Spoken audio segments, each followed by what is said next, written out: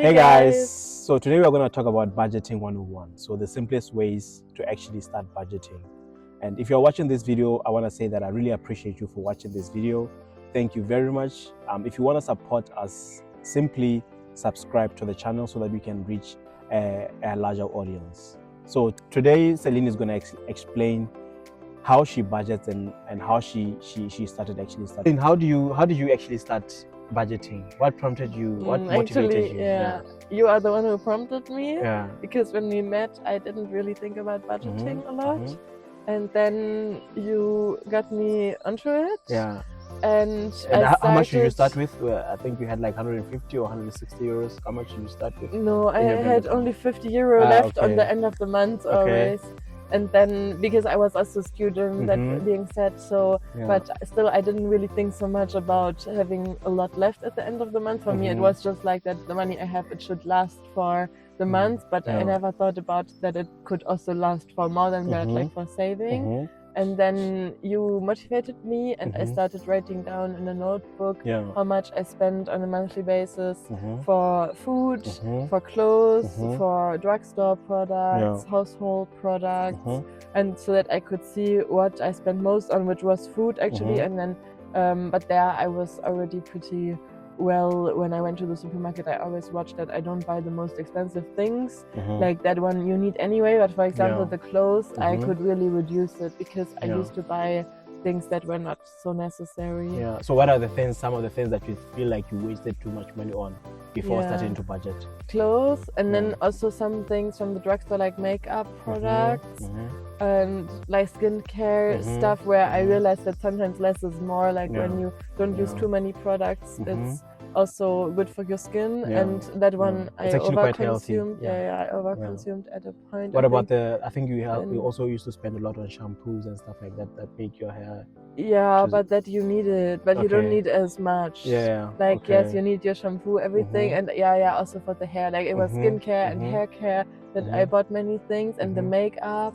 But then I reduced my makeup at one point, and the skincare also, and the hair care I'm also using just the basic things or things that last me long. For example, if I have oil for my hair, it will last me long, and I don't need to buy 3-4 different oils because I can't use everything at the same time anyway. What do you think that other things or expenses that people spend on that they could reduce those expenses? I think for food, for going out, actually, like going out to, for example, in uni, you often have a drink with your friends after uni, or you go partying, or you go have dinner somewhere outside, and that one, it's like consuming so much money in a small amount of time. And if you, for example, meet with friends, you can also say you're going to cook at home together. Exactly. You can still go have dinner sometime, but not every day, or also during lunch you don't go out to buy something. For example, where I went to uni in Munich, and there are so many lunch spots around, and you're very tempted, especially when you're with friends, that you go out to have lunch every day somewhere else at a different spot. But you can also just like prepare your lunch, still sit outside somewhere with your friends and eat it together, but you don't have to go to a restaurant. Because I think that's a very important point that you're making. Why do you think some people, because I think a social group is important, but why do you think some people are compelled to spend a lot more when they meet friends and stuff like that? Why do you think that is? I think it is, like, for example, in a big city, it's the fact that you don't have enough space in your flat to invite many people, and then it's most convenient to meet somewhere outside and to just go out, and there you have less work, you don't have to prepare something before. But if you really think about it, you can, even though you don't have space at your flat, you can still prepare your food and sit somewhere outside with your friends in the park or in the uni at a lunch spot. Like you don't have to buy just to be with your friends. Like that shouldn't be the basis of hanging out. So what's the first thing that you budget for when you get your income? First of all, for my income, my rent goes, which is your biggest expense. And then I think about how much I will need for food, because that's the next thing that you need. And after that, like the basic things for like from the drugstore, for household things, like what I mentioned before. And then after that, I would set an amount to say, okay, maybe I'm allowed to spend I don't know, 100 euros on clothes for this month. I don't even spend that much on that. That's just an example. Or you say, I'm gonna buy one piece of clothes this month, but not so you that set you yourself go, like limitations of how much and how many. So to avoid that you go outside, you go shopping and you just take whatever you see, and then all of a sudden when you went shopping 2-3 times the month, you just spend 500 euros on things that you didn't really foresee.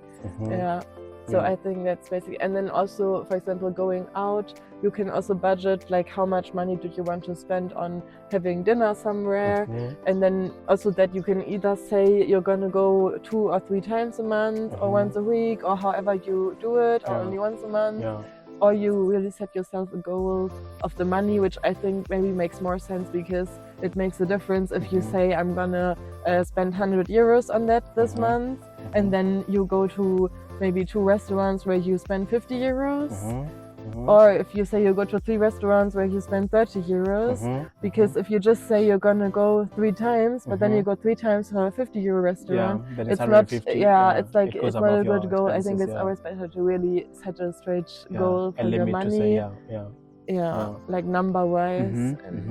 But do you have like on a weekly basis, like, okay, this is how much I'm gonna spend on this certain thing on a weekly basis, or monthly basis? You practically just said, okay, maybe 100 euros for going to restaurants. For me it's rather a monthly basis, but then I see during the week if that week right now contributes to my monthly goal. Like, or if I would have had a very expensive week, then I would think, okay, next week I have to cut that down a little bit to reach my monthly goal. I think like that you can also do it better, because if you do it on a weekly basis and then you don't stick to it, you feel like, I fucked up, and then you don't know how to equal it again because the week is over. So if you have the month, you can use 4 weeks to get to your goal, and it's not bad if then 1 week you did it like that, and therefore the other weeks you balance it out. Okay. So, but what are some challenges? Because I think now you are like into budgeting, and you already know like how to use your income and how to use your money wisely. But when you started, what were some of the challenges that you went through, and how did you overcome those First, I challenges? think you need like 1 month to see how much you really spend, like because you can't just start it with no expectation. So you have to, so no you need experience. to you need to study like your own spending habits. You have to study it maybe for a month, and then you see, okay, here you can cut it down like that, you can cut it down like that. And then I think time plays a big role, because if you want to, for example, save your money on not going out so much, or on not spending food for your lunch, be it at uni or at work. Also at work, you are tempted to buy lunch somewhere outside, but you need to plan your time to know that now in the evening you're, for example, going to cook your lunch for the next day, so that you really have a routine of how you organize yourself, to avoid that you on the next day are in a situation where you are so hungry, but you have nothing prepared and you don't know where to get something, and then you are going out again, for example. And also with the food I already mentioned, you see, and you don't go to the most expensive supermarkets, you just go, and then also when you buy, you see that you can buy things that you can use again, maybe when you buy many vegetables, that you do the soup one day and something else with the vegetables the other days, that you don't waste also too much. Like things like that. But so practically, like what do you think you are doing now, or how would you say that you are doing? Because I think in the beginning you were saying that you used to write it down in a notebook, but I think you do it differently now. How do you now I have an app where I put it every month, and there you can also track it, like you can put what you spend. And like I used to do it after every time I went to the supermarket, I put in the app how much I spent, and then it would add it up to my food spendings of the month. And then you have a good overview how much did you already spend. And that app, it was one that didn't have the budget included in the app, but I just had it in my head that I knew, okay, I'm going to spend this amount for food, and now it's week 2 and I'm hopefully nearly to the half. And but there are also apps where you can put a real budget, and then you can do it. Or I also know some people who really have, like, they take the cash from the bank, because there are some people say that if you pay cash, you have a better feeling of how much money you really spend, because you are tempted to put your card everywhere, but then you don't realize that really money is going off of your card. You don't have this emotional connection for your money, like, because it's just a card. So there are also people who like to just pay cash completely, and then there are some who put also cash into the notebook, notebook in different folders saying, this is my cash for the food this month, this is my cash for the household, to make this it is into my different cash categories. for going out or for sport activities. Yeah, that's also a point, like sport activities, they also cost money. It's important to do sports, and be it a gym membership or doing different courses, also that costs money. But there you can put it in different categories, and then you see how much money you have for the month. So I think you are saying that writing it down, actually tracking it, this money is going to this money is also having different categories for different things is also helpful. And I think you just have to find out if you are a person who has the relation to money even though you pay by a card, or if you are someone who really needs to see the cash going away. For me, I check my account often, so I also see when I pay with card a lot, I see that money is going down. But some people who don't check their account often, maybe they will lose track of it. And then when like suddenly you look at it and you realize then so much money is gone.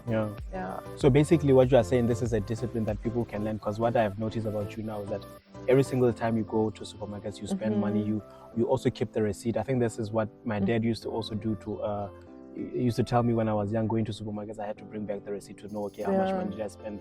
So this is something that you are also doing, but budgeting is a way, is more of a discipline for you to track your where your money is going and how you are using your money, whether you're using it wisely or not. So do you think it's something that people can actually learn and use it to I also feel like you can really learn it so that you don't even have to do it after every time going to the supermarket, because for me, I did that for a long time, but now I realized, like, I did it for I think 2 years. I used that app, and I realized always at the end of the weeks and at the end of the month that my money doesn't differ a lot anymore. I always put the receipt again and again in the app, and then I realized, why am I even doing this?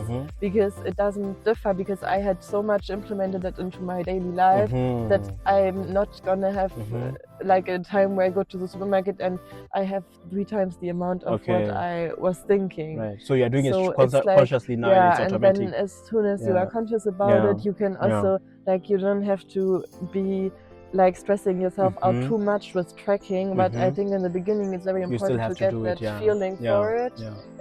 And then once you have the feeling, it's like a good basis to have for your overall life also. Like, it starts with these small things with the supermarket, but one day when you maybe want to buy a house or when you have a higher rent to pay or something, then you will know how the basics function, and if you have that under control, you can have also the other things in your life. So what would you say that is your biggest budgeting mistake? I can't think of one right now, but I think in general to not be too harsh on yourself, because when you are also maybe a little bit of a perfectionist, then you think if you don't reach your goal on 1 month, then you will just immediately quit everything. Put yourself down, and then and that's the mistake. That's what I meant before, that you should always like just keep track of it first, and then you can see what is a realistic goal. And even then, if 1 month your goal wasn't that realistic how you thought it would be, then you just you keep going, and maybe you make a little bit of a different goal for the next month, so that you can adjust it to your needs and to what really is realistic for you. Because if you are too harsh on yourself and you just quit it, it doesn't help no one. And then it's like, and the most important thing is that you just start. Once you started to see, okay, where your money is going, like the basic things, how much you are spending, how much money you are getting, then you can actually say, in the long run, you can actually have this, develop this discipline to say, okay, now I want to know, okay, do it in a better way. And it's better to just 1 month not completely stick to your goal and spend a little bit more than quitting everything and just spend more for the rest of your life, because that doesn't get you nowhere. And what would you say, what's the advice that you'd give to someone who wants to start budgeting? Like, what should they look out for? I think first of all, you have to find an organizational method that suits you. Like, I also know people who just like to use their notes app in the phone, for example, because it's the easiest way. I think that's the most important thing, that you have like that basic thing of where you organize yourself, you have that straight. Because some people like to write in a notebook, but others find it annoying that then you always have to keep the receipts and take it home because you might not have your notebook with you all the time. So I think maybe even for the beginning, the simplest thing is to put it in your notes app, and that's how you can easily start. And then maybe even if you say I don't have the time to track everything, then you just write it in your notes app every time you bought something, and then maybe at the end of the month you take like one day to sit down and see, okay, how much did I spend? What about categories? What about categories?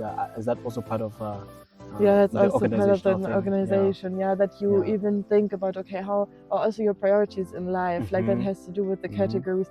But like I think for every person it's first of all the rent and the food, because those are things that you need for life. But then there are other people, for them, for example, sport is a high priority. So they pay for gym or in general their overall health. Maybe they buy supplements a lot, or protein things. Certain types of foods. And then that be your priority. And for other people the priority is their clothes and their looks.